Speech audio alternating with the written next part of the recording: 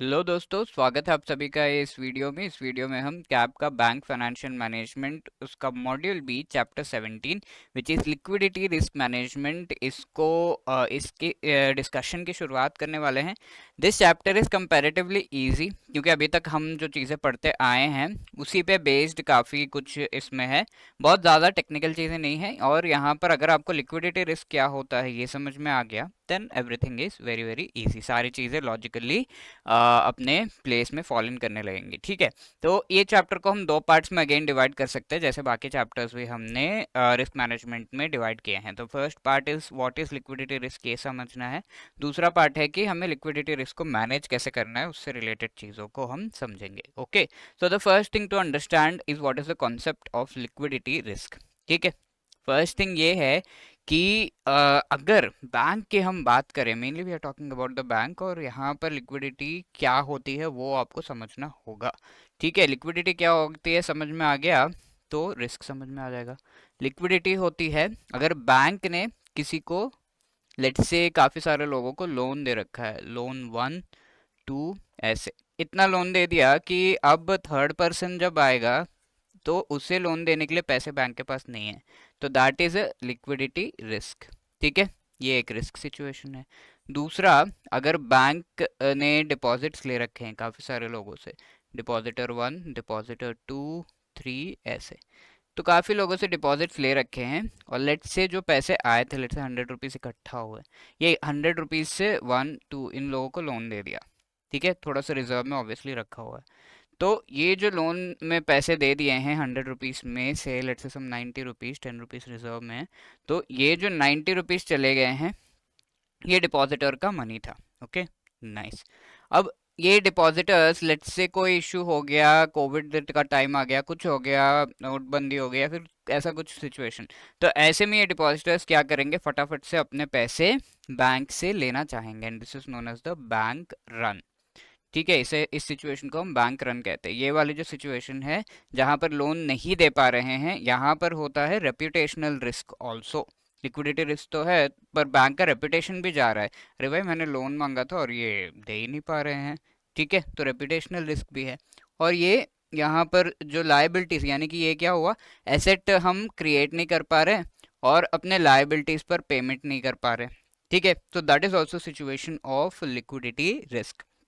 अब तीसरा मॉडल ये हो जाएगा, अगर ये लोन का पैसा सही समय पर वापस नहीं आता है, बैंक ने प्लान करके ये लोन दे रखा होगा और ये पैसा सही समय पर वापस नहीं आता, तो ऐसे में जो ये डिफॉल्ट हो रहा है that is also coming under liquidity risk, because ये जो पैसा आना था ये पैसे को यूज करके डिपॉजिटर को पेमेंट करनी थी। लेट्स से बैंक ने ऐसा प्लान कर रखा होगा, बट इन्होंने तो डिफॉल्ट कर दिया तो ये पेमेंट भी नहीं जाएगी, तो ये वाला पार्ट तो लिक्विडिटी रिस्क हो गया ना। तो ये जो डिफॉल्ट है वो लिक्विडिटी रिस्क में आता है। Okay, so all of these things together are known as the liquidity risk. ठीक है, तो to fund increase in the assets, assets जो है उन्हें हमें बढ़ाना है और उस इंक्रीज इन एसेट्स को फंड करना है। कैसे, लायबिलिटीज को यूज करके ही इंक्रीज इन एसेट्स को फंड किया जा सकता है। And meet cash and collateral obligations. ठीक है, तो ऑब्लिगेशंस क्या है, बैंक के जो भी लायबिलिटीज के रीपेमेंट से वो सारे ऑब्लिगेशंस है। तो यहाँ पर एसेट इंक्रीज हम करें और साथ के साथ कैश एंड कोलेटरल ऑब्लिगेशंस। ठीक है, कैश ऑब्लिगेशंस और मनी जो लौटाना है, कोलेटरल ऑब्लिगेशंस आर बैंक ने कोई चीज़ गिरवी ले रखी है with respect to some loan, या फिर बैंक ने किसी को कोई चीज़ जो है गिरवी दी है और लोन लिया है, तो ऐसे में उस चीज को, जो भी कोलेटरल, उसे हम कोलेटरल कहते हैं, और वो कोलेटरल को देना या लेना, इस चीज से रिलेटेड जो भी ऑब्लिगेशन है बैंक का, वो फुलफिल नहीं कर पा रहा है बैंक, बिकॉज उसे कहीं और यूज कर लिया गया without incurring unacceptable losses, that is known as the liquidity.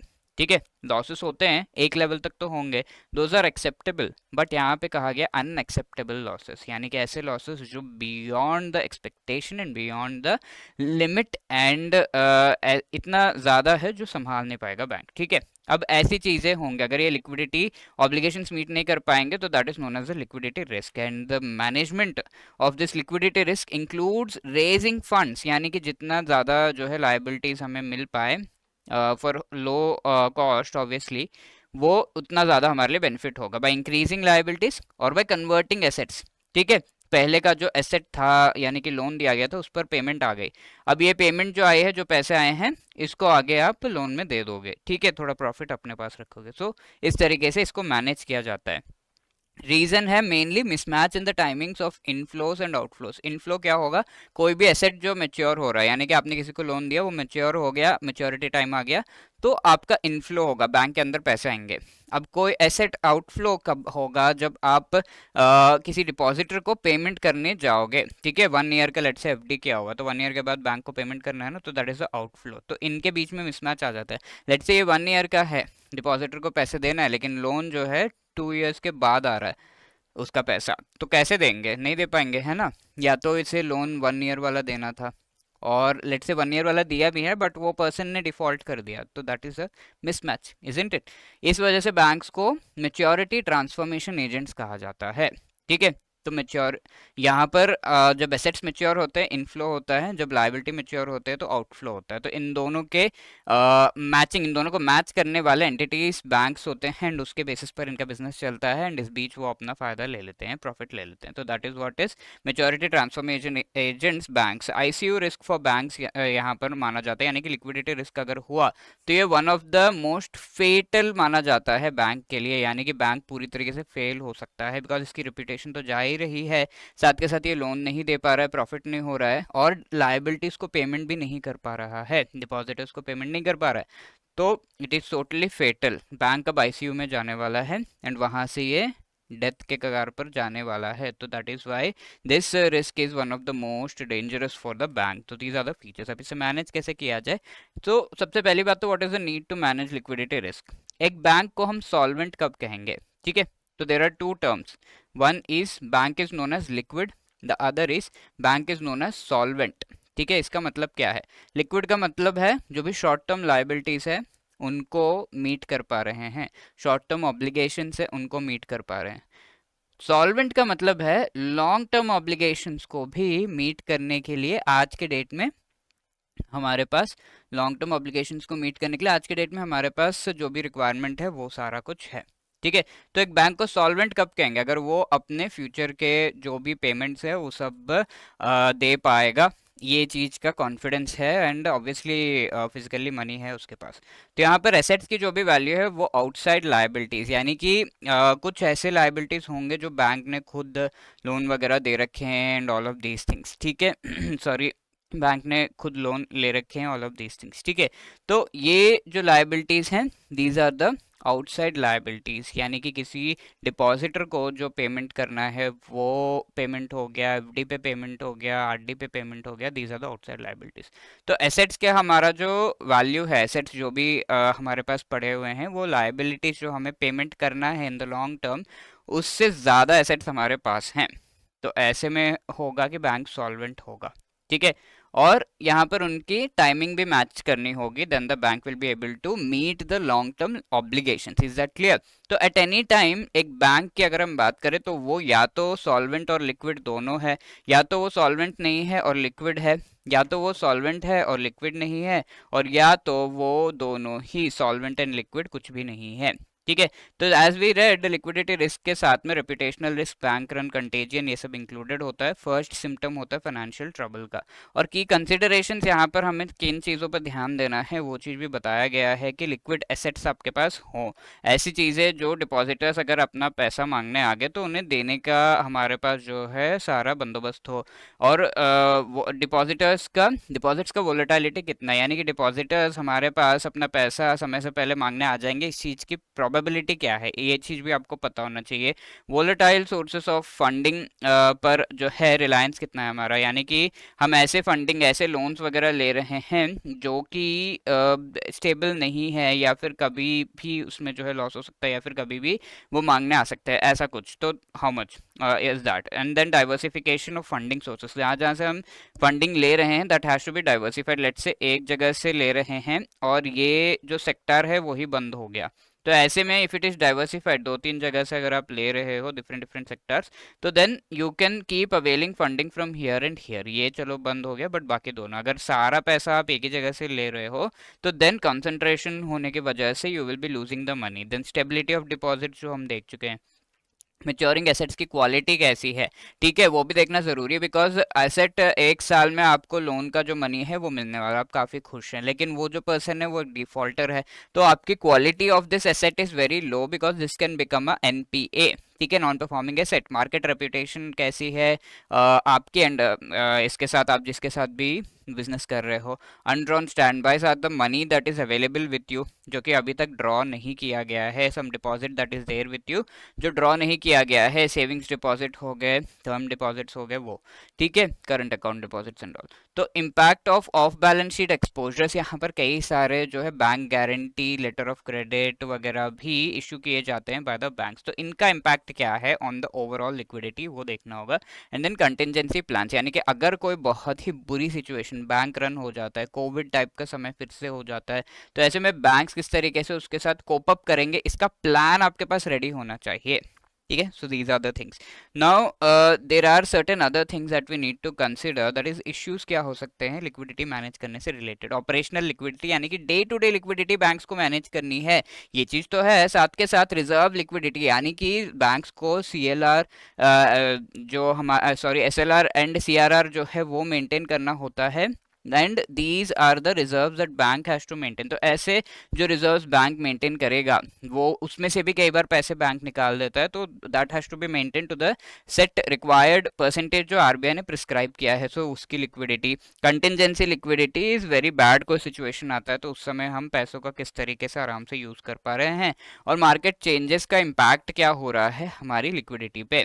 तो कॉस्ट ऑफ लिक्विडिटी क्या है, this is including the availability, accessibility of the money, ठीक है। तो जो भी एसेट्स हैं उनसे जो भी पैसा आ रहा है, कितना अवेलेबल है, कितना जो है एक्सेसिबल है, ये सारा money, so that you can pay over your obligations, ये चीज़ को असेस करना बहुत ज़्यादा ज़रूरी है। एंड अर्ली वार्निंग सिस्टम्स होने चाहिए, जहाँ पर आपको पहले से ही पता लग रहा हो कि ये वाला जो पेमेंट है मुझे नहीं आने वाला है, और ये वाला जो पेमेंट जो मुझे करना है वो मैं नहीं कर पाऊंगा।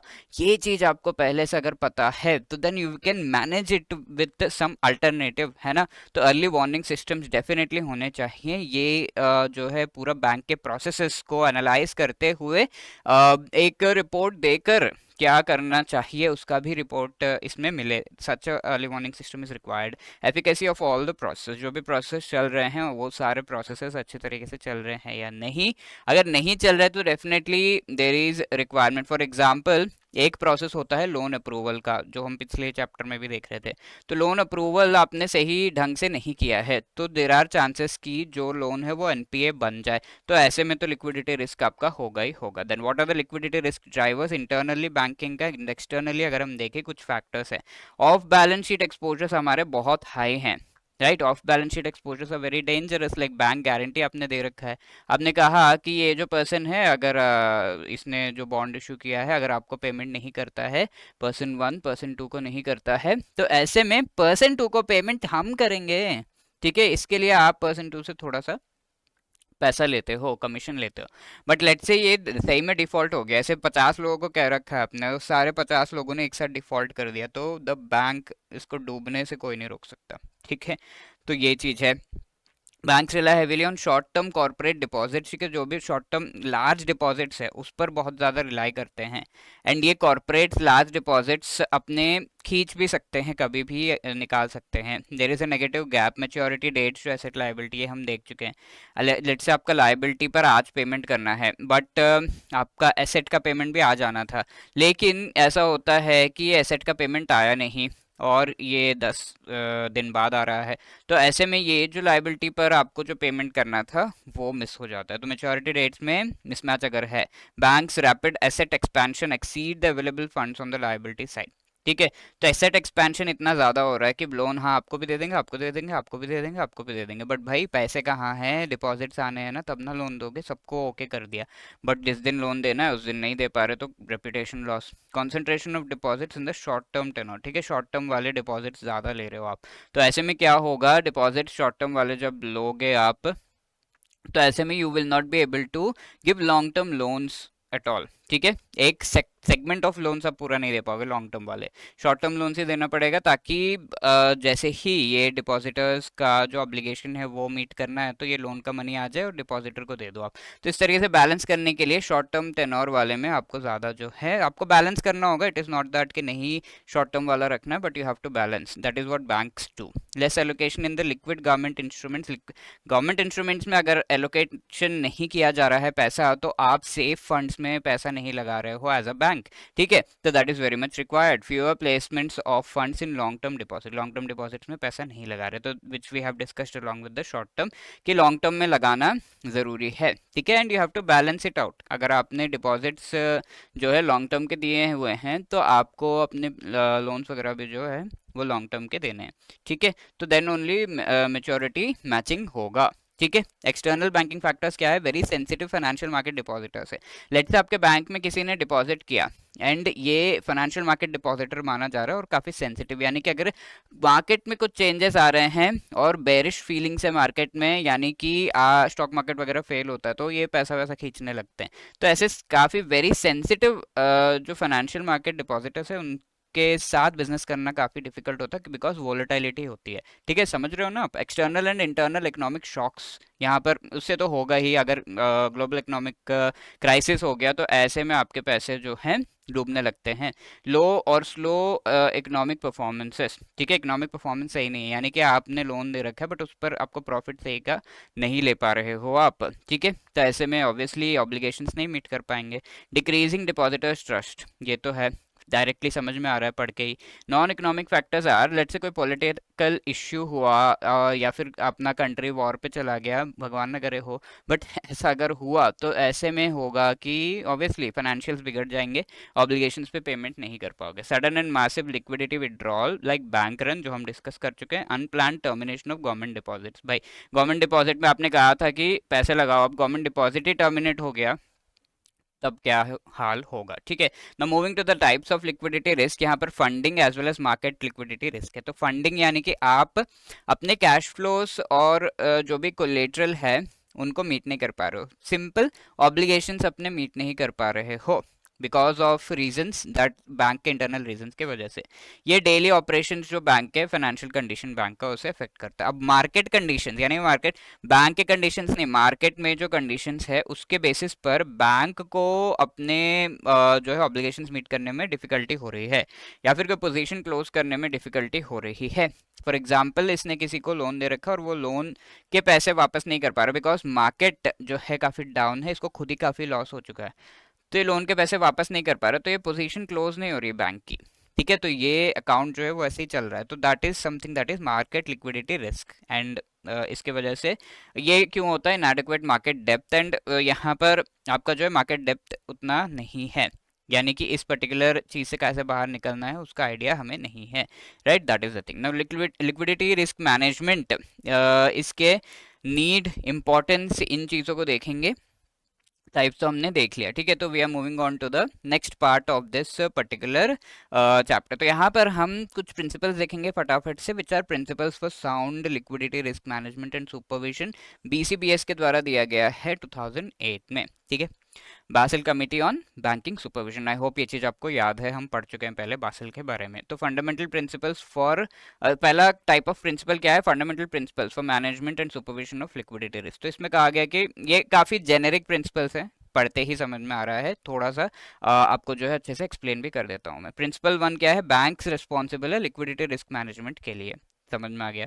सुपरवाइजर्स को इससे इसकी एडिक्वेसी देखनी होगी कि कितना सही से ही लिक्विडिटी रिस्क को मैनेज करने के लिए प्रोसेस सेट किया जा रहा है by the bank.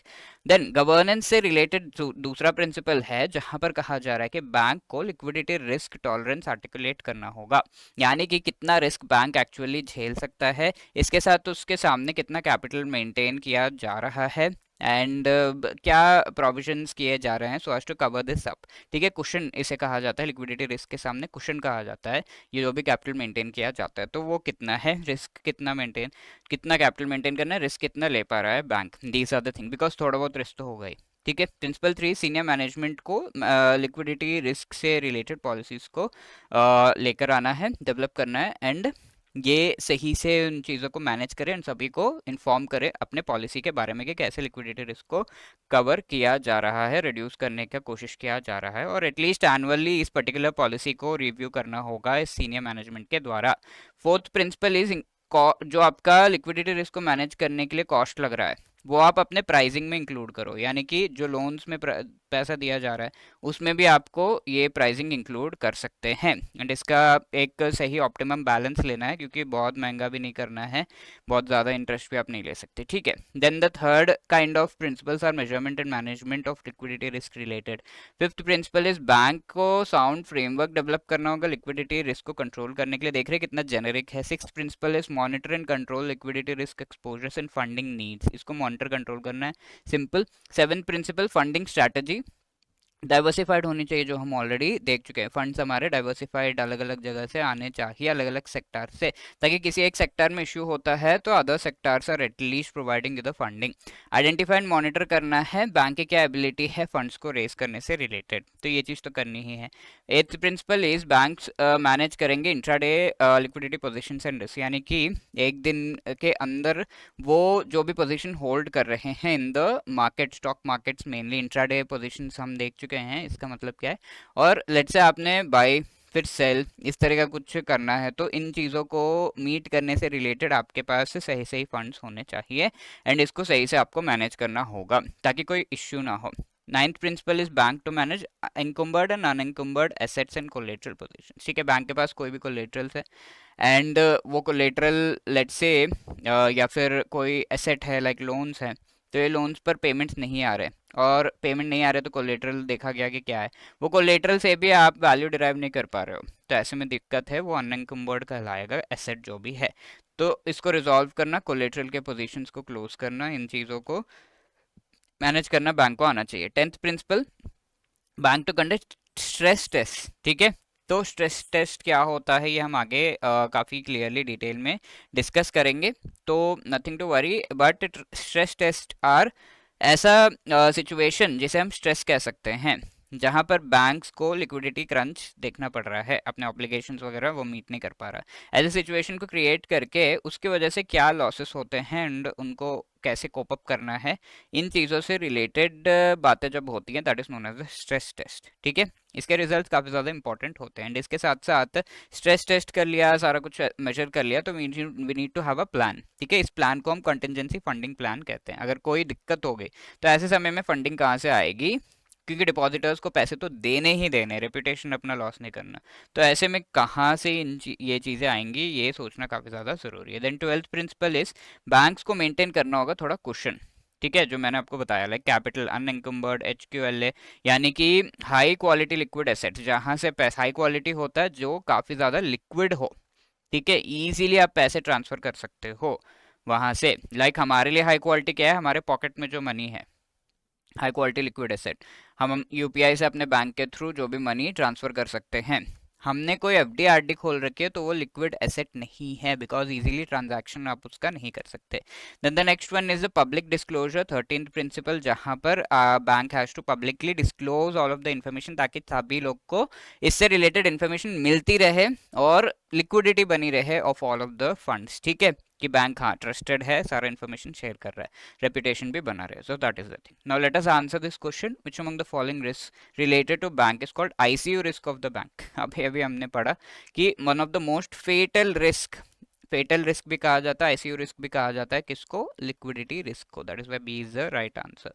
Now next question, which among the following statement is or correct with respect to liquidity risk management? Top management should continuously review information on banks liquidity developments and report to board of directors on a regular basis, ठीक है। तो ये चीज़ तो सही है, हमने देखा था टॉप मैनेजमेंट का क्या काम है। बैंक से liquidity management process should be sufficient to meet its funding needs, ठीक है। लिक्विडिटी मैनेजमेंट प्रोसेस ऐसा होना चाहिए कि उसके फंडिंग जो रिक्वायरमेंट्स है वो मीट कर जाए, absolutely correct. A bank should actively manage it's intraday liquidity positions and risk, ठीक है, एक दिन के अंदर जो पोजीशंस, ये सारी चीजें हम देख चुके हैं, these are the principles, and so 1 2 and 3 is the right answer. So we have already seen कि लिक्विडिटी रिस्क एक्चुअली होता क्या है, और रिस्क मैनेजमेंट के प्रिंसिपल्स हम कुछ देख चुके हैं। Now let us have a look at the governance of liquidity risk management. Governance यानी कि किस तरीके का स्ट्रक्चर है किसी ऑर्गेनाइजेशन में, स्पेशली बैंक में, so that liquidity risk can be managed. So the top level पर जो पीपल आ जाते हैं वो होते हैं बोर्ड ऑफ डायरेक्टर्स, जिनके पास ओवरऑल रिस्पॉन्सिबिलिटी होती है। अगर कोई भी चीज़ गड़बड़ होगी, लिक्विडिटी रिस्क आता है, तो the entire responsibility of the is of the top management which is mainly the board of directors. और ये ओवरऑल रिस्पॉन्सिबिलिटी लेते हैं और ऑब्वियसली सारे मेजर डिसीजंस इनके द्वारा लिए जाते हैं। लाइक स्ट्रैटेजी क्या होगी, पॉलिसी क्या होगी लिक्विडिटी रिस्क को मैनेज करने के लिए। What are the tolerance limits, ठीक है। सो लेट्स हम रिस्क लेना चाहते हैं थोड़ा बहुत, बट कितना रिस्क होगा वो, उसका लिमिट क्या होगा। और ये रिस्क ले रहे हो तो इसके सामने कैपिटल मेंटेनेंस कितना किया जाएगा, क्या एक्सेस कैपिटल मेंटेन करेंगे। All of these things are decided by this particular board of directors. इसके साथ जो भी रिस्पॉन्सिबिलिटीज़ हैं, अकेले तो नहीं कर पाएंगे बोर्ड ऑफ डायरेक्टर्स, कुछ ही members, so they will delegate the responsibilities, यानी कि नीचे के जो कमिटीज़ हैं और एम्प्लॉयज़ है, पीपल हैं, उन सभी को ये रिस्पॉन्सिबिलिटी को डेलीगेट करते हैं। तो वेरी क्लियरली समझ में आ रहा है टॉप मैनेजमेंट का जो काम है वही बोर्ड ऑफ डायरेक्टर्स का काम है। अब इनके नीचे risk management committee is going to function.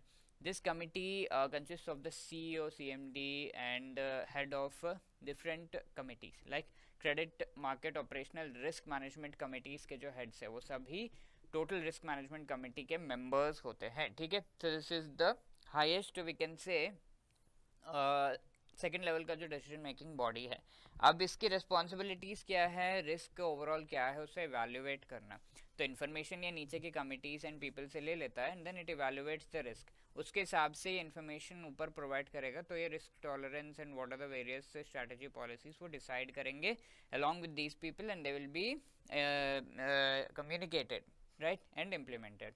और ये भी असेस भी करते हैं कि लिक्विडिटी रिस्क कितना है और इसका लिंकेज कैसा है बाकी रिस्क के साथ। क्योंकि सिर्फ लिक्विडिटी रिस्क जो हम ऑलरेडी देख चुके हैं, जहाँ पर आप कोई भी इंस्ट्रूमेंट जो है, बैंक कोई चीज़ है जिसे सेल करना चाहता है या फिर it wants to buy something, तो it is not getting the avenue या फिर पार्टनर जिसको वो सेल करे या बाय करे जिससे दैट थिंग, ठीक है। मेनली ये लिक्विडिटी रिस्क फॉर्म करता है। और इसका लिंकेज कैसा है, ये कब होगा, जब मार्केट सही नहीं होगा, मार्केट प्राइसेस सही नहीं होंगे, पीपल आर नॉट विलिंग, तो मार्केट रिस्क जब आ रहा है then liquidity risk also sometimes appears. तो इसका लिंकेज क्या है, इंटरेक्शन कैसा है, दीज थिंग्स, ठीक है। एग्जाम्पल मैं आपको दे चुका हूँ। Then there is asset liability management company, इनके अंडर जो कि एसेट्स एंड लाइबिलिटीज़ बैंक्स के कैसे हैं, मैच कर रहे हैं या नहीं, किसी को बाई सेल करने की ज़रूरत है या नहीं, ये सब देखते हैं। तो बैंक के टॉप मैनेजमेंट यहाँ पर भी हैं एंड ये रिस्पॉन्सिबल हैं जो भी यहाँ पर डिसाइड किया गया रिस्क टॉलरेंस एंड स्ट्रैटेजीज, उन सभी को अडियर कर रहे हैं हम या नहीं, इम्प्लीमेंट किया जा रहा है सही से या नहीं, इन चीज़ों को देखने से रिलेटेड ना। इनके नीचे है asset liability management support group, ठीक है। ये तो कमिटी हो गई who is going to make the major decisions and कैसे कैसे चीज़ों को इम्प्लीमेंट करना है ये सब डिसाइड करता है। Then there is this support group, ये ऑपरेटिंग स्टाफ है, यानी कि एक्चुअल इम्प्लीमेंटेशन इनके द्वारा किया जाता है। लिक्विडिटी रिस्क प्रोफाइल क्या है, फोरकास्ट करते हैं कि आगे जाकर अगर कोई इश्यू तो नहीं हो रहा है किसी पर्टिकुलर प्रोसेस या फिर इवेंट में, ठीक है। Next thing is liquidity risk management policy, strategies and practices किस किस तरह के, तो प्रैक्टिस इन सभी को लाया कैसे जाता है, what is the process by which these are brought in, और इसका पर्पस क्या है। Effective liquidity risk management policy spell out करना कि रिस्क टॉलरेंस लिमिट्स क्या है, स्ट्रैटेजीज कैसे, प्रूडेंशियल लिमिट्स क्या है, ठीक है। प्रॉपर लिमिट्स चीज़ों का क्या है, कितना रिस्क ले सकते हैं और कितना लॉस बेयर किया जा सकता है, सो दैट एक एंटिसिपेशन हमारा है कि प्रॉफिट होगा आगे जाके, तो how much we can bear the risk, how much loss and how much profit we need. Liquidity कैसा है, स्ट्रेस टेस्टिंग करना, यानी कि किसी स्ट्रेसफुल सिचुएशन में कैसे हम फंक्शन करेंगे, ये सब। और साथ के साथ जो भी लिक्विडिटी रिस्क है with respect to individual currencies, subsidiaries, joint ventures, इनसे रिलेटेड जो भी रिस्क है उन सभी को सेपरेटली मैनेज करना is the work in this particular part, ठीक है। अब टॉलरेंस लिमिट्स को डिसाइड करना है, यानी कि कितना रिस्क, मेनली कितना रिस्क हम जो है ले सकते हैं, कितना जो है नॉन परफॉर्मिंग एसेट बन सकता है, कितना ऐसा मनी हमारे पास है जो कि काफ़ी रिस्की है, ये सब कौन सेट करता है। और इसके जो टॉप लिमिट्स है, बिकॉज इसके पार जो है लॉस होने लगेगा उस पर्टिकुलर बैंक को, that is something that nobody can bear. तो एक लिमिट सेट करना है कि कितना रिस्क लिया जा सकता है, तो ये limits board of directors set करते हैं, जो मैं ऑलरेडी आपको बता चुका हूँ। अब इसके अलावा लिक्विडिटी रिस्क बैंक कितना ले सकता है, इस चीज़ को डिफाइन किया जाता है टॉलरेंस में। टॉलरेंस मैनेज किया जाता है, टॉलरेंस के थ्रू लिक्विडिटी मैनेज किया जाता है और ये टॉलरेंस इंस्टीट्यूशन स्पेसिफिक, यानी कि एक पर्टिकुलर इंस्टीट्यूशन ऐसा माइंडसेट का होगा जिसे ज़्यादा हाई रिस्क लेना में मज़ा आता है, but there will be other institution with values जहाँ पर लो रिस्क लिया जाता है। तो इंस्टीट्यूशन स्पेसिफिक भी हमारे लिमिट्स होते हैं, साथ के साथ मार्केट रिलेटेड स्ट्रेस सिचुएशंस कई सारे होते हैं उनके बेसिस पर। लेट्स से आप किसी ऐसे जगह पर लाइक मुंबई में हो तो there is a whole lot of competition, but if you are in some place like Bhubaneswar competition थोड़ा कम है, उसके हिसाब से you have to take the steps and risk limits जो है सेट करने।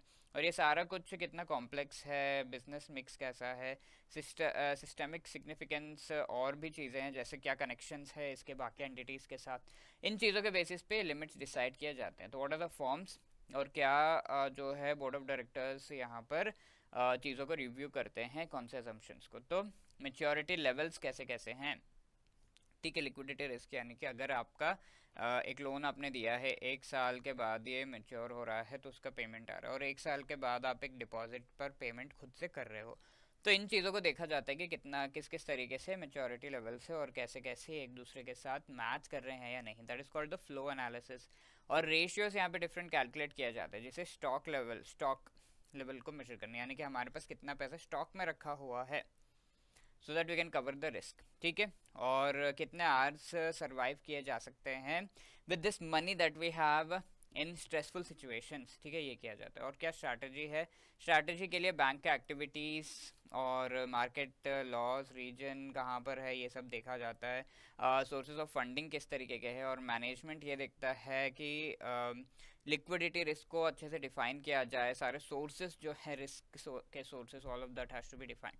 लिक्विडिटी को मेजर करने के लिए there are two approaches, one is stock approach जो मैं आपको बता चुका हूँ। तो ये अप्रोच क्या है, अभी तक और पिछले टाइम में हमारे पास कितना पैसा मनी है, mainly this thing, so that any issue आता है तो we can use that money. So it decides upon the it is based upon ratios. और ये जो है लिक्विडिटी प्रोफाइल का इंट्रिंसिक थिंग नहीं है, बट ये पास्ट एक्शन को डिफाइन करता है। अगर आपको फ्यूचर एक्शन की बात करनी है तो फ्लो अप्रोच को देना होगा। मिसमैचेस कितने हो रहे हैं फ्यूचर में, बकेट वाइज टाइम बैंड्स जो है सेट, यानी कि 1 ईयर के जितने भी इंस्ट्रूमेंट्स है ये सबको एक बकेट में डाल के, टाइम बैंड है 1 ईयर वाला, 1 ईयर के कम, तो इन सभी को एक पर्टिकुलर टाइम बैंड में डाल के देखा जाता है कि अगर 1 ईयर की कोई लाइबिलिटी है तो उसके सामने 1 ईयर का एसेट है या नहीं, कितना वैल्यू का है, is it enough to cover all of those things, ये सब, ठीक है। अब नेक्स्ट थिंग इज रेशियोज, यहाँ पर कई सारे लिक्विडिटी रिस्क मैनेजमेंट में, जिससे पास्ट चीज़ों को जो है देखा जाता है कि पहले से हमारे पास क्या क्या पड़ा हुआ है, what we can use in a stressful and risky situation.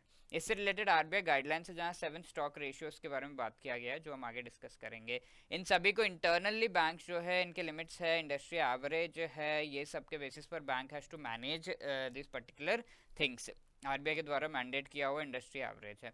अब लिक्विडिटी रिस्क को सोलो बैंक लेवल पर, मेजर करेंसीज के लेवल पर भी मैनेज किया जाता है। तो let us have a look कि ये कौन से रेशियोज हैं। सबसे पहला तो volatile liabilities minus temporary asset. तो वोलेटाइल लायबिलिटीज का मतलब क्या होता है, मेनली ऐसी चीज़ें जो कि 1 ईयर से कम के लिए आप जो है बाई सेल कर रहे हो, लाइक डिपॉजिट्स आपके पास 1 साल से कम, बोरोइंग्स बिल्स हैं आपके पास 1 साल से कम का मेच्योरिटी है, लेटर ऑफ क्रेडिट हो गया, और डिफरेंट कंटेंजेंट क्रेडिट कमिटमेंट्स है, स्वैप फंड्स, ये सब 1 साल से कम के जो भी है, all of them are called volatile liabilities. और इसमें से पैसा जो है खींचा जा सकता है इमीडिएटली एंड आपको बैंक को जो है लॉस हो सकता है। टेम्परेरी एसेट्स ऐसे हैं जो पैसा आपके पास है, खींचा नहीं जा सकता, कैश एक्सेस, सीआरआर आपका है, बैलेंस बैंक्स के पास आपका बैलेंस है, डिफरेंट बैंक्स में आपने सबमिट कर रखा है पैसा, या फिर बिल्स जो आप परचेज या डिस्काउंट कर चुके हो 1 ईयर के लिए, इन्वेस्टमेंट्स आपने कर रखे, तो ये सारा पैसा आपके पास है, it is not something that you have to give to someone, ठीक है, आपके पास ये पैसा अवेलेबल है, यानी कि बैंक के पास, that is temporary assets. Difference between volatile liability and temporary asset समझ में आया, ये पैसा लायबिलिटी है which you have to give to someone, this is a asset that you have, ठीक है, टेम्परेरी पीरियड के लिए। ये तो टेम्परेरी एसेट है, यानी कि 1 ईयर से कम के मोस्टली होते हैं ये एसेट्स। अब अर्निंग एसेट्स क्या है, टोटल जितने भी टेनोर के एसेट्स है उसमें से we are subtracting fixed assets और balances in current account, other assets excluding leasing, intangible asset, ये सारे ऐसे एसेट्स है which we can not normally use, ठीक है, नॉर्मल टाइम पे we can not use it. So ये सारा कुछ माइनस करके टोटल एसेट्स में से कितना हमारा जो है ऐसा एसेट है जो कि हम यूज कर सकते हैं actually, that is assessed here. अब next thing is core deposits, जिनका ये रेशियो में वर्क होगा। तो सारे डिपॉजिट्स जो कि current account, savings account above 1 year जो भी आ जाते हैं, all of those are core deposits, ठीक है। All of these are mainly talking about below 1 year, ये दोनों मेनली, ये टोटल एसेट्स से रिलेशनशिप है। Core deposits are above 1 year, ठीक है, तो दैट इज अ थिंग। तो ये सारे स्टॉक रेशियोज जो है बैंक्स इंटरनली कैलकुलेट करते हैं। डिफरेंट ये not just these ratios, other ratios can also be calculated. अब देखते हैं volatile liabilities minus temporary assets, ठीक है। वोलेटाइल लायबिलिटीज यानी कि कितना पैसा आपको देना है टू डिफरेंट एंटिटीज 1 साल के अंदर, और that being subtracted by this temporary assets, यानी कि कितना पैसा ऑलरेडी आपके पास अवेलेबल है 1 साल के अंदर जो आपको देना है, that divided by earning assets minus temporary assets, ठीक है। जो भी आप अर्न कर रहे हो, यानी कि टोटल एसेट्स, जितने भी एसेट्स है टोटल, उसमें से temporary assets we are subtracting, यानी कि 1 साल से कम के जो भी एसेट्स आपके पास अवेलेबल है, तो all of that we are subtracting. तो इसका एक रेशियो, तो ये रेशियो मेजर करता है extent to which volatile money supports banks basic earning assets, ठीक है। तो आप डिपॉजिट्स लेते हो which you have to return, obviously ये मनी किस तरीके से आपके बैंक के एसेट्स को सपोर्ट कर रहा है वो चीज़ देखा जाता है, ठीक है। और क्या इसका वैल्यू हाई होना या लो होना, व्हाट इज प्रेफरेबल। तो since numerator represent short term interest sensitive funds यहाँ पर है, हाई एंड पॉजिटिव नंबर जो है हाई रिस्क होता है यहाँ पर इलिक्विडिटी का, ठीक है। वोलेटाइल लाइबिलिटीज है बहुत, इसको सही से ये सारे लाइबिलिटीज एक्चुअली इसमें पैसा आएगा नहीं आएगा, will anybody buy this thing और not, all this things are very uncertain, that is why जितना ज़्यादा वोलेटाइल लाइबिलिटीज होंगे उतना ज़्यादा इलिक्विडिटी हो सकती है। तो इसका इंडस्ट्री एवरेज है 40 से ज़्यादा ये चीज़ होगी तो then it is a problem. Then the next ratio is core deposits by total assets. Core means greater than 1 year के डिपॉजिट्स हैं, ठीक है। टोटल एसेट्स जो भी आप अर्न कर रहे हो उस पर रेशियो, इस पर पता चलता है कि which assets are funded through stable deposit, ठीक है। जो भी स्टेबल डिपॉजिट है आपका 1 ईयर से ज़्यादा का, वो किस तरीके से एसेट्स को फंड करने के लिए यूज़ किया जा रहा है, at least 50% is the industry average. Then loans, mandatory SLR, mandatory CRR, fixed asset, ये ऐसे पैसे हैं जो कि लॉक इन हो जाते हैं, इस पर कोई इंटरेस्ट नहीं, ऑफकोर्स लोन्स पे मिल रहा है बट सीआरआर वगैरह पे आपको कोई इंटरेस्ट नहीं मिल रहा। एंड या this money is something that is locked in, वो टू टोटल एसेट्स में से इसका कितना अमाउंट है। तो loans including mandatory cash reserve वगैरह लीस्ट लिक्विड माना जाता है इन्हें। तो हाई रेशियो होगा तो लिक्विडिटी कम होगी, इलिक्विडिटी को इंडिकेट कर रहा है। सिमिलरली यही सारे least liquid things divided by the core deposits, यानी कि 1 ईयर से ज़्यादा के जो डिपॉजिट्स हैं। इलिक्विड एसेट्स किस तरीके से फाइनेंस किए जा रहे हैं 1 ईयर से ज़्यादा के कोर डिपॉजिट्स के द्वारा, ये देखा जा रहा है। Temporary assets bye total assets, तो इसका रेशियो कितना है 150। आप देख रहे हो तो डिपॉजिट्स पूरे इनफ नहीं होते हैं so as to cover up all of these loans and all, so somewhere कहीं ना कहीं से बोरो भी करते हैं, तो that is why we can से दिस। इसका इंडस्ट्री एवरेज 80 है, ठीक है। 80% of total assets are these we can से इलिक्विड एसेट्स, तो जितना ज़्यादा होगा उतना ज़्यादा लिक्विडिटी होगी।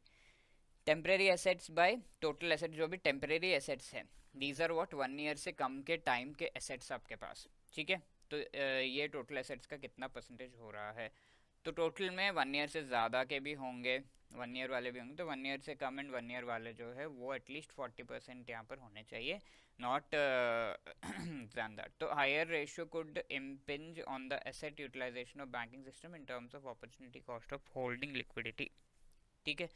तो यहाँ पर टेम्परेरी एसेट्स यानी कि ऐसी चीज़ें जो कि हाईली लिक्विड हैं, तो ये एक आइडिया दे रहा है कि कितने एसेट्स, टोटल एसेट्स में आपके बहुत ज़्यादा जो है लिक्विड एसेट्स भी होते हैं, इलिक्विड एसेट्स भी होते हैं, और ऐसे एसेट्स होते हैं जो लॉन्ग टर्म के लिए आप रख रहे हो, तो liquid asset short term temporarily.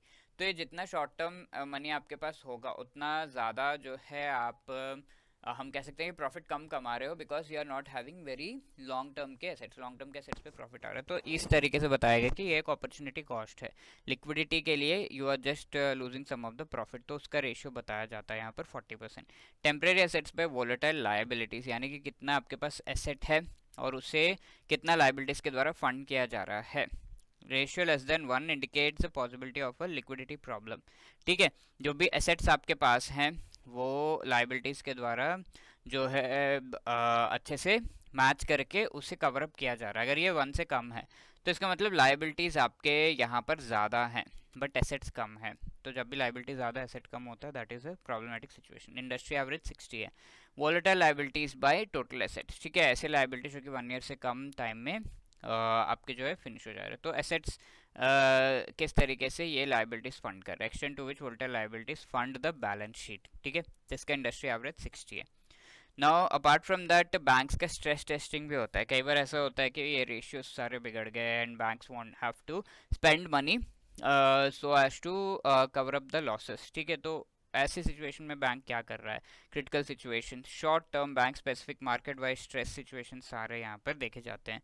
क्या कंसिडर किया जाता है, बैंक का बिजनेस एक्टिविटीज वल्नरेबिलिटीज के बेसिस पर स्ट्रेस टेस्टिंग के रिजल्ट्स लाए को आगे बढ़ाया जाता है। Impact of situations on banks liquidity identify and quantify, ठीक है।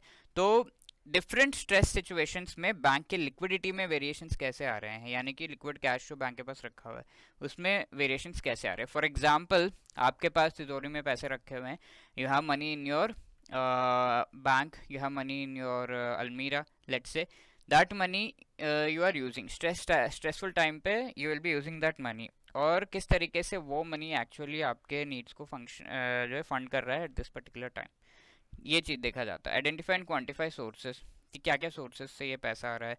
बिल्ड लिक्विडिटी क्वेश्चन, यानी कि किस तरीके से आप जो है जब समझ में आता है कि कितना मनी रिक्वायर्ड है मेरे जो लॉसेस है वो सब कवर अप करने के लिए, तो you will be maintaining some money.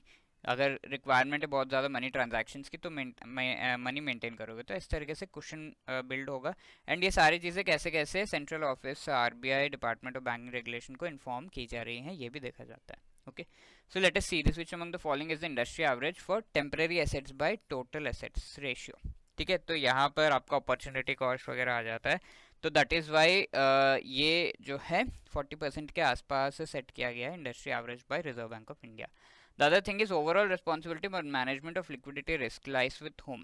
तो we have seen कि top management board of directors के पास overall responsibility है। We have already seen a few things, liquidity risk होता क्या है, इसके management के principles, governance कैसे होता है, कैसे इसे manage किया जाता है, what are the ratios, stress testing, ये सब हम देख चुके हैं।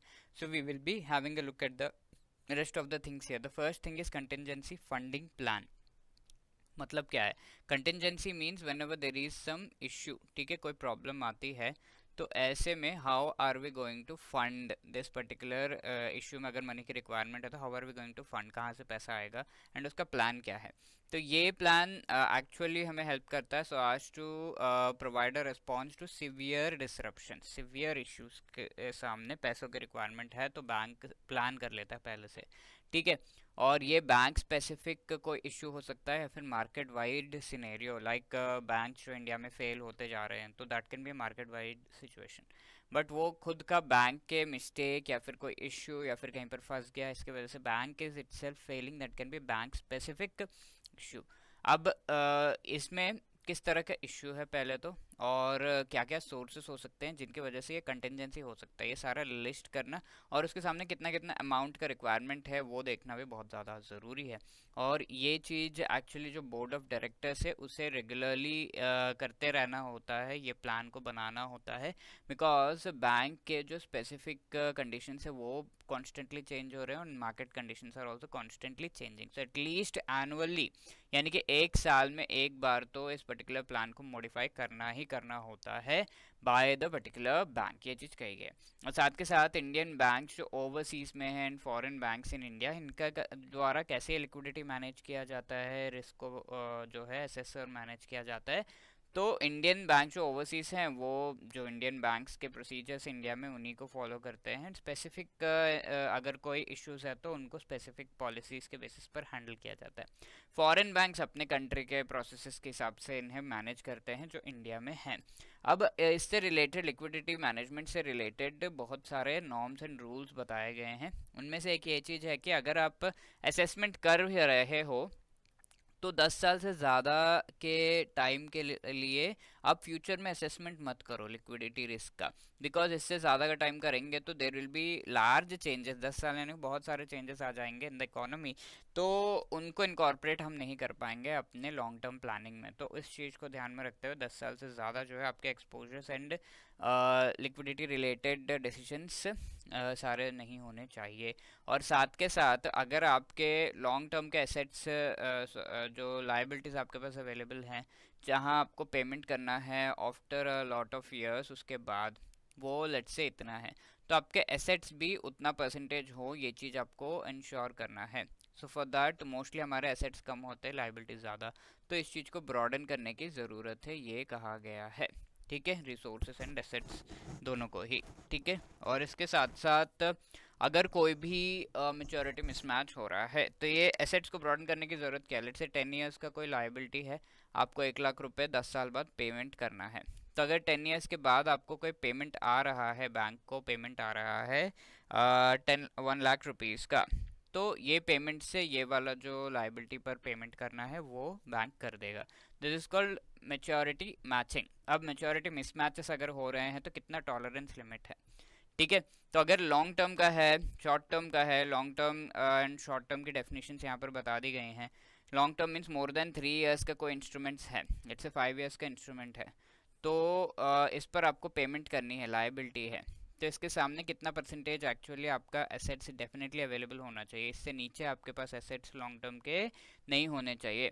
तो एटलीस्ट आपके पास लेट्स से 1 लाख का है, तो ये भी 3 ईयर्स, ये भी 3 ईयर्स है, तो इसमें कितना अमाउंट होना चाहिए जो एसेट्स आपके पास है, so as to cover up and pay for this it should be at least ये 1 लाख का है तो एटलीस्ट 70%, लॉन्ग टर्म है ना, तो एटलीस्ट 70,000 रुपीज़ आपके पास होने चाहिए, सो एज टू पे फॉर दिस पर्टिकुलर थिंग। ठीक है, बाकी कहीं से अरेंज कर लोगे। इसी तरीके से जो मीडियम टर्म के रिसोर्सेस हैं, मीडियम टर्म के हैं, शॉर्ट टर्म के, ये सारे आपके ऐसे होने चाहिए कि एटलीस्ट 80% तो कवर अप कर रहा हो, यानी कि एटलीस्ट 80,000 रुपीज़ आपके पास होने चाहिए। और ये सारे जो हैं करेंसी वाइज आपको जो है कैलकुलेट करना होगा। अगर आप मल्टीपल करेंसीज में डील कर रहा है बैंक को, तो करेंसी वाइज एंड जो भी करेंसी 10% से ज़्यादा एक्सपोजर है किसी करेंसी पे, लेट्स से डॉलर, तो डॉलर्स में जितने भी फॉरेन करेंसीज में पैसे लगाए, लेट्स से 100 रुपीज़ लगाएं, उसमें से एटलीस्ट 15 रुपीज़ डॉलर्स में लगाएं, तो ये 10% से ज़्यादा एक्सपोजर है डॉलर का, तो that is why this currency has to be definitely assessed, तो भी 10% से ज़्यादा एक्सपोजर है।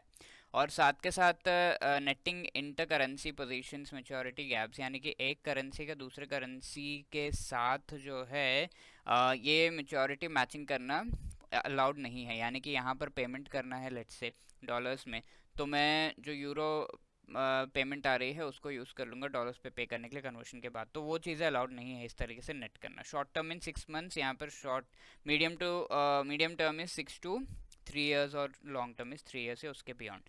इंटरनेशनल डिवीजन जो बैंक का है वो एक इंटरनेशनल डिवीजन होगा, वो इन चीज़ों को मैनेज करेगा कि फॉरेन रिलेटेड जो करेंसीज वगैरह है उन सभी को मैनेज करेगा।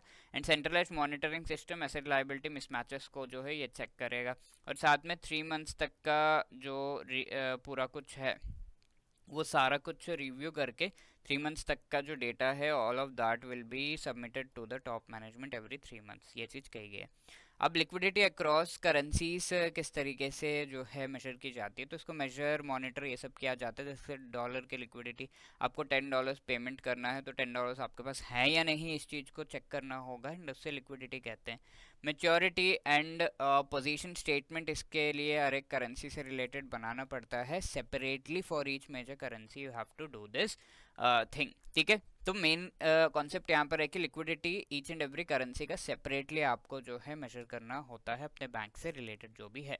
अब next thing is management information system, तो ये सारा इतना सारा इन्फॉर्मेशन है, ये मैनेज करो वो मैनेज करो, कैसे करेंगे सारा कुछ एक MIS पे जो है data and all the information should be there. So ये लिक्विडिटी पोजीशन बैंक का क्या है, एसेट लायबिलिटी मैनेजमेंट ग्रुप किस तरीके से फंक्शन कर रहा है, इससे रिलेटेड इन्फॉर्मेशन होगा।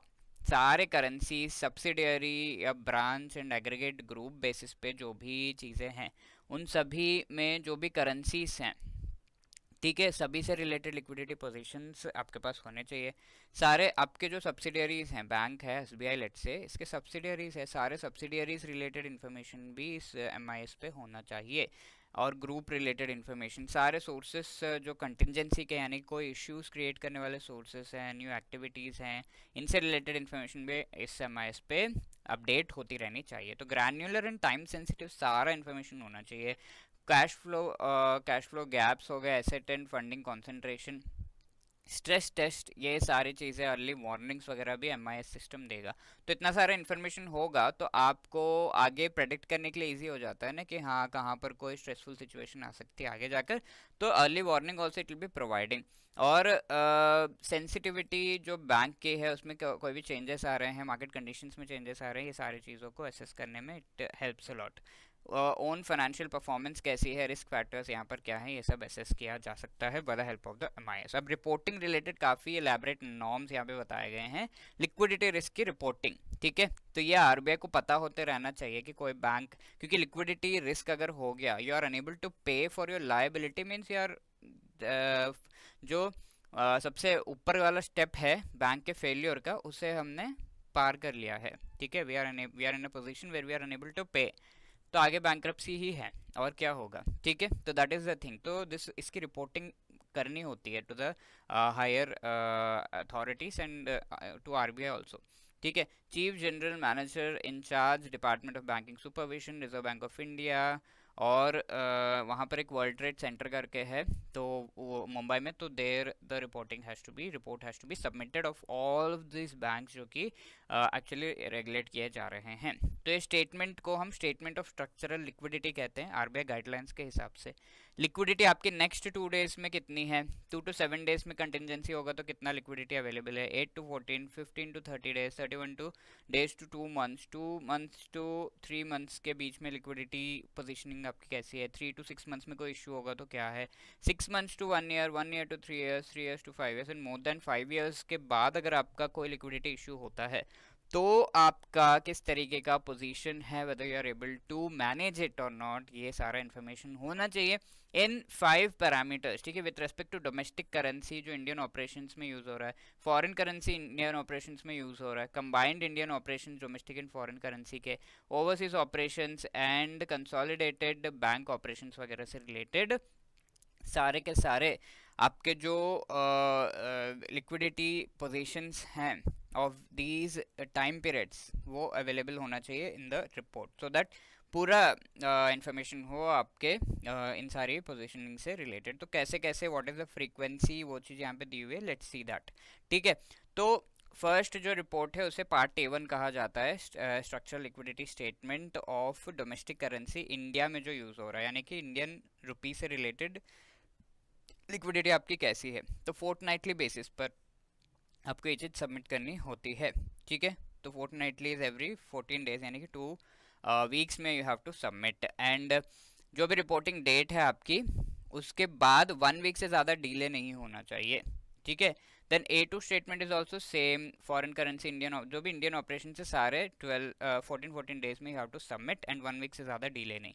अब part B statement of structural liquidity, जहाँ पर ओवरसीज ऑपरेशंस रिलेटेड करेंसीज में लिक्विडिटी का इंफॉर्मेशन दे रहे हो, तो ये मंथली बेसिस पर आपको करना है एंड रिपोर्टिंग आपका जो है लास्ट वर्किंग डे तक हो जाना चाहिए। 15 डेज से ज़्यादा रिपोर्टिंग में इश्यू जो है डिले नहीं होना चाहिए। ये सारे जो फोर्टनाइटली वाली है इसमें एटलीस्ट आपको जो है 15th of the next 15th को या फिर मंथ के एंडिंग में ही रिपोर्टिंग करनी होती है, ठीक है। अगर मंथ का एंडिंग हॉलीडे है तो उसके पहले दिन में आपको करना है। और ये last one consolidated bank operation, जो इंडियन फॉरेन सारे ऑपरेशंस, इंडियन करेंसी फॉरेन सारा कुछ रिलेटेड लिक्विडिटी कैसी है वो भी कैलकुलेट करना है क्वार्टरली बेसिस पर, और within 1 month you have to submitted, यानी कि जो रिपोर्टिंग डेट है उससे 1 मंथ से ज़्यादा डिले नहीं, एंड लास्ट वर्किंग डे पे ही ये रिपोर्टिंग आपको करनी है। तो various norms we have seen here and there are various internal controls also, ये सब तो एक्सटर्नली RBI ने सारा कुछ डिक्टेट किया, तो आपको बैंक के लेवल पे भी तो अपना जो है सावधानी बरतना होगा। तो ये liquidity risk management policies establish करना, उनको जो इम्प्लीमेंट करने से रिलेटेड ही इंटरनल कंट्रोल्स है, और इंडिपेंडेंटली इस चीज़ को रिव्यू भी करना ज़रूरी है कि मैं रेगुलेटर एज वेल एज अपने खुद के पॉलिसीज से बैंक जो है वो कितना हद तक जो है इन चीज़ों को फॉलो कर रहा है, मैनेज कर रहा है। एंड एनी इश्यूज होते हैं, कोई अटेंशन नॉन कंप्लायंस है तो उन्हें रिपोर्ट करने की ज़रूरत है। एंड आइडेंटिफाई, मेजर, मॉनिटर करना एंड लिक्विडिटी रिस्क को मिटिगेट करना सबसे इम्पॉर्टेंट यहाँ पर हमारा जो है प्रोसेस है इस चीज़ों से related. Now, let us answer this question. Contingency plans must be tested regularly to ensure their effectiveness and operational feasibility and should be reviewed by the board at least twice. ठीक है, जो contingency funding plan है, कोई contingency हो गई तो उसे fund करने के लिए जो प्लान बनता है तो उससे रिव्यू किस फ्रीक्वेंसी के साथ बोर्ड के द्वारा करना चाहिए of a particular bank, at least annually उसे रिव्यू करना चाहिए। This thing we have seen, so D is the right answer. Now, let us answer this. Which among the following is correct norms in respect to liquidity management for banks? Banks should not normally assume voluntary risk exposures extending beyond a period of 5 years. तो ये हमने देखा था, इसका time period जो 10 years से ज़्यादा जो है एक्सपोजर्स एंड लिक्विडिटी कैलकुलेशन नहीं होनी चाहिए। Bank should endeavour to broaden their base of long term resources and funding capabilities consistent with the long term assets which are available. Finally ये तो सही है ना, ब्रॉडन करने के लिए कहा गया है। Monitoring system should be centralised in the international division of the bank for controlling the mismatch in the asset liability structure of the overseas sector on a consolidated basis currency wise. तो ये international division जो bank का है वो centralise होना चाहिए, यानी कि लेट्स से मुंबई में है, पूरे इंडिया का देखा जा रहा है या फिर पूरे महाराष्ट्र का देखा जा रहा है, तो ऐसे सेंट्रलाइज्ड वे में इसे मेंटेन करना है। तो फर्स्ट वन इज रॉन्ग, इससे ये आंसर आ जाता है कि 2 and 3 only, B will be the right answer. And ये दोनों भी करेक्ट स्टेटमेंट से ये हमने देख लिया, राइट। Thank you.